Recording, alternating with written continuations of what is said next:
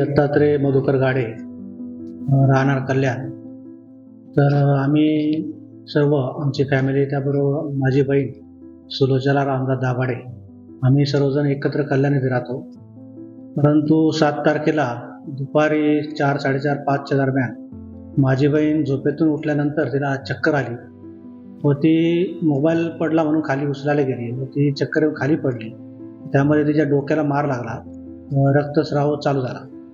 त्यानंतर आम्ही तर पुरुष मंडळी कोणीच घरी नव्हतो, तर बाकीच्या सर्व लेडीज लोकांनी जवळच्याच हॉस्पिटलमध्ये तिला ॲडमिट केलं. तिथे प्रथम उपचार केल्यानंतर तिथे जास्त सोय नसल्यामुळे आम्ही इकडे मग इथे कलवा इथे एक हॉस्पिटल आहे, GSC हॉस्पिटल, तर तिथे ॲडमिट केलं व आम्ही तिचे ऑर्गन जे आहेत ते डोनेट करण्याचा आम्ही विचार केला. कारण की स्वतः माझी किडनीचे ट्रान्सप्लांट झालेले आहे. मी सुद्धा 2 वर्ष खूप जवळजवळ सर्व केले की मला सुद्धा किडनीचा प्रॉब्लेम होता.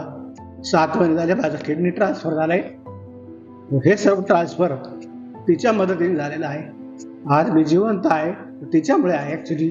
मग अशा वेळेस का आपण जी गोष्ट अनुभवली ती दुसऱ्यांना अनुभवायला नको लागायला, म्हणून आम्ही असं डिसिजन घेतलं की आपण तिथे ऑर्गन्स डोनेट करूया सगळे. तर सगळ्यांनी मला असं वाटतं की फॉरवर्ड विचार केला पाहिजे की असाही तो माणूस जाणार आहे, त्यापेक्षा अजून 7-8 जणांना जर तो जीवनदान देऊन गेला तर त्याचं पुण्य आपल्याला लाभेल. परत आपल्या माणसा थ्रू ते ऑर्गन त्याच्यामध्ये तर जिवंत राहतीलच, त्याचं आपलं आयुष्यभर आपल्याला एक मनात ती एक प्राऊड फिलिंग राहील.